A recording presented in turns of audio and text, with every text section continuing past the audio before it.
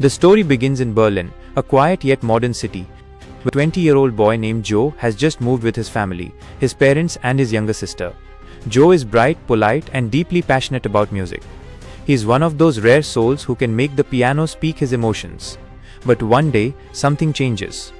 While his family goes shopping in the city market, Joe decides to ride his scooter to the beach, searching for some peace. There, by the endless waves, he notices a woman standing alone. She's around 40, elegant yet lonely. Her name is Rose. She's just stepped out of the sea, her wet hair glistening under the sunlight, as she changes her clothes behind her car. Joe can't take his eyes off her, not out of lust, but out of something he can't quite explain. When Rose turns and catches him staring, Joe freezes.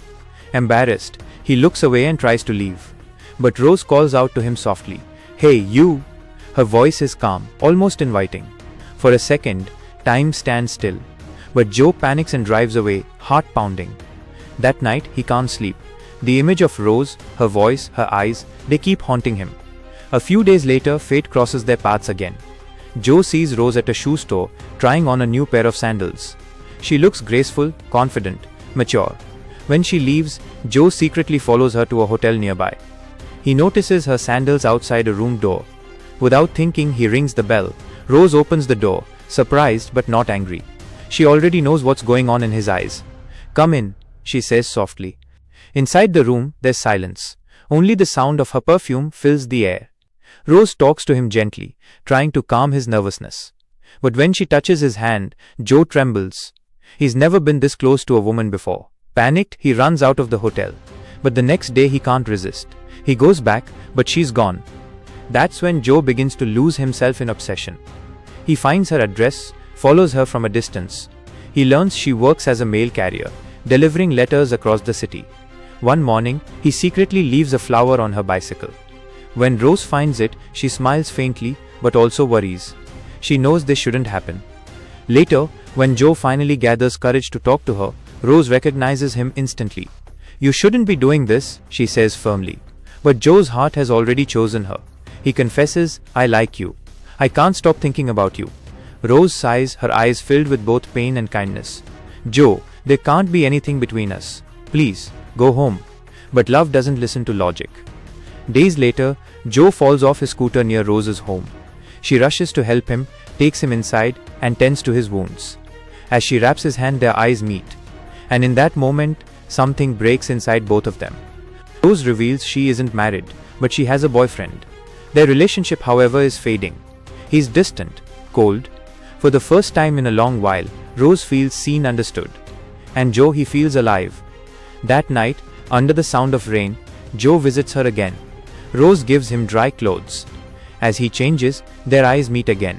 Their breaths get heavier. The silence grows deeper. And just as they're about to kiss, the doorbell rings. It's Rose's boyfriend.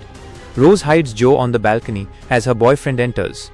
Joe stands outside shivering in the cold rain, listening to their voices, listening to the woman he loves, pretend everything is normal. Inside, Rose smiles at her boyfriend, while Joe's heart breaks on the other side of the glass. After her boyfriend falls asleep, Rose quietly helps Joe escape through the back door. Joe rides away with tears in his eyes, realizing what heartbreak truly feels like. From that day, nothing is the same. Joe stops attending classes. He skips piano practice. His parents worry, but he won't talk to them. One afternoon, during his music competition, Joe's name is called. But he doesn't play. He just walks away silently. Outside the auditorium, he sees Rose waiting, but he ignores her. Rose too begins to realize what she's done. She can't stop thinking about him. She tries to explain, but Joe avoids her. That night, she finally calls him. They meet secretly at her mother's empty house. Rose tells him, "We can't go on like this, Joe. It's wrong." But Joe replies, "I don't care about wrong or right. I love you." He plays the piano for her, soft, emotional, and Rose's heart melts. For one last time, they surrender to their feelings. But soon, everything begins to fall apart. Rose's boyfriend finds out. In anger, he hits her. She confesses everything, tells him she fell for Joe because she was lonely, because Joe gave her something she hadn't felt in years, love. Her boyfriend breaks down. He apologizes. They both decide to try again. Meanwhile, Joe's mother discovers photos of Rose on his phone. She is furious. She visits Rose and begs her to leave Joe. He's just a boy. You're ruining his life. Rose refuses the money she offers and tells her she'll end it herself. A few days later, Rose meets Joe one last time. Her eye is bruised. She tells him softly, "We can't keep doing this. I'm getting married. You must move on." Joe stands there, silent, tears filling his eyes. He watches as Rose walks away forever. The next morning, Rose's wedding day arrives. But Joe doesn't show up for his final exam. His father panics and goes looking for him, with Rose by his side.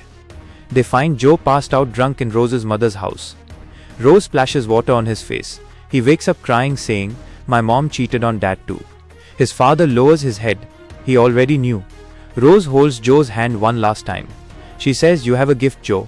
Don't waste it on me. Go live your life." Joe looks into her eyes, nods slowly. He returns to his piano, and this time, he plays not for love, but for healing. Months later, we see Joe again, happier, stronger. He has a new girlfriend. He's found peace, and somewhere in another part of Berlin.